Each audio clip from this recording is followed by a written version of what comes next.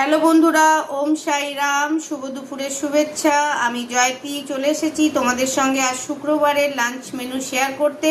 কিন্তু তার আগে তোমাদেরকে সবাইকে বলি হ্যাপি ইন্ডিপেন্ডেন্স ডে, স্বাধীনতা দিবসের শুভেচ্ছা ও ভালোবাসা সবাইকেই। তো এই দিনটির অর্ধেক বেলা তো পেরিয়েই গেল। প্রত্যেকটা দিনই আমাদের কিন্তু সবাইকে স্মরণ করা উচিত যে একটা দিনই আমরা শহীদদের স্মরণ করব, বাকি দিন আমরা শহীদদের ভুলেই যাব। এটা তো আমাদের করা উচিত না। আমাদের দেশের জন্য ওনারা কি করে গেছেন এবং ওনাদের জন্যই এবং আমাদের সোলজারদের জন্য আজকে কিন্তু আমরা একটু শান্তির ঘুম ঘুমোতে পারি।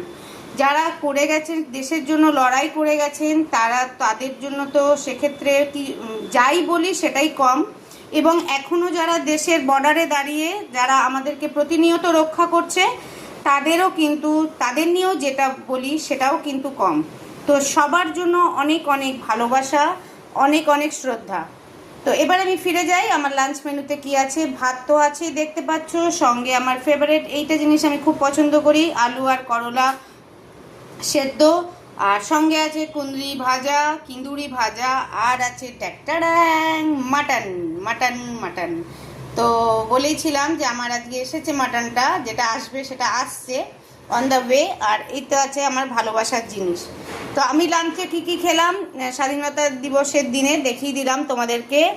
এই সবকটাই কিন্তু আজ আমার ফেভারিট আছে, কিন্দুরিটা ছাড়া। কিন্দুরিটা আমি অত ভালোবাসি না। তো যাই হোক, এটা শেয়ার করলাম। তোমরা কে কী খেয়েছো অবশ্য তোমরাও জানাতে ভুলবে না। সবাই খুব ভালো থাকো, সুস্থ থাকো, স্বাধীনভাবে থাকো, অনেস্ট পথে থাকো।